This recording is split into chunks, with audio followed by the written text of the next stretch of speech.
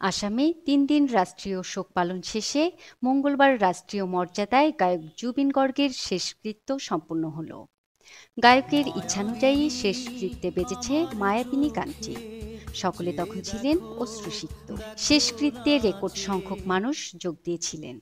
শেষকৃত্যের এহেন রেকর্ড জমায়েতে বিশ্বের সর্ববৃহৎ চতুর্থ জমায়েত হিসেবে নাম তুলেছে লিমকা বুক অফ রেকর্ডে। সালটি ২০২৪। আসামের একটি কনসার্টে মঞ্চের সামনে জড়ো হয়েছেন লাখো মানুষ। এখনই গিটার কাঁধে মঞ্চে উঠবেন তাদের ঘরের ছেলে জুবিন গর্গ। গলা ছেড়ে হাত দিয়ে গাইবেন ইয়া আলী মদত আলী। কিন্তু না, তিনি মঞ্চে উঠে শোনালেন মানবতার বাণী। চারিদিকে চলমান ধর্মীয় সংঘাতের সময় হিন্দু ব্রাহ্মণ জাতের জুবিন হিন্দুত্ববাদের মাটিতে দাঁড়িয়ে বললেন, আমার কোনো ধর্ম নেই, আমার কোনো জাত নেই, আমি মানুষ, এটাই আমার পরিচয়। এ কথা শুধু মুখেই নয়, অন্তরে ধারণ করতেন জুবিন। তাই তো ব্রাহ্মণ হয়েও নিজের ধর্মীয় রীতির বিরুদ্ধে গিয়ে খুলে রেখেছিলেন পৈতৃক। বলিউডের গ্যাংস্টার ছবির বহুল পরিচিত গান ইয়া আলী রহম আলী দিয়ে জনপ্রিয়তা পেলেও বাংলা গানে রয়েছে জুবিনের ব্যাপক পরিচিতি।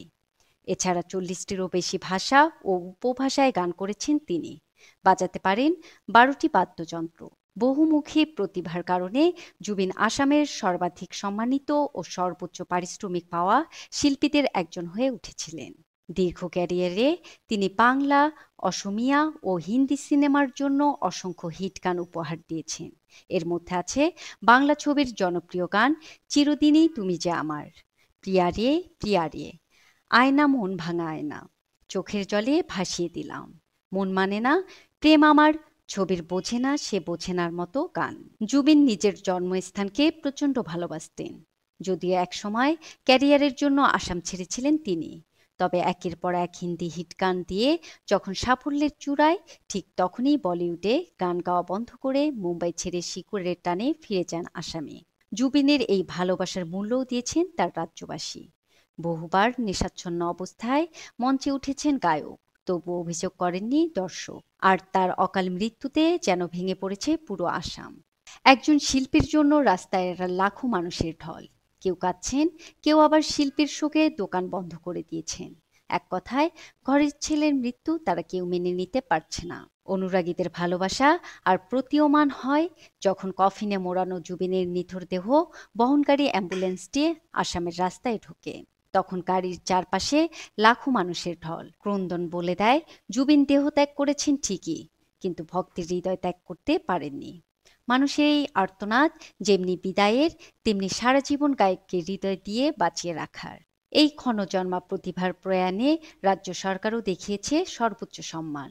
শনিবার থেকে ৩ দিনের রাষ্ট্রীয় শোক পালন করছে রাজ্যটি। মুখ্যমন্ত্রী হিমন্ত বিশ্ব শর্মা ৩ দিনের রাষ্ট্রীয় শোক ঘোষণা করে বলেন, ২০ থেকে ২২ সেপ্টেম্বর কোনো সরকারি বিনোদনমূলক অনুষ্ঠান, ভোজসভা বা আনুষ্ঠানিক আয়োজন করা যাবে না। গত ১৯ সেপ্টেম্বর সিঙ্গাপুরে স্কুবা ড্রাইভিং করতে গিয়ে ঘটে যায় মর্মান্তিক দুর্ঘটনা। আর সেখানেই এক মুহূর্তে নিভে যায় সুরের বাতিঘর আসামের সঙ্গীত সম্রাট জুবিন গর্গ। কিন্তু তার মৃত্যু ঘিরে তৈরি হয়েছে তীব্র ধোঁয়াশা। মামলা হয়েছে আয়োজক শ্যামকানু মহন্ত ও গায়কের ঘনিষ্ঠ সহকারী সিদ্ধার্থ শর্মার বিরুদ্ধে।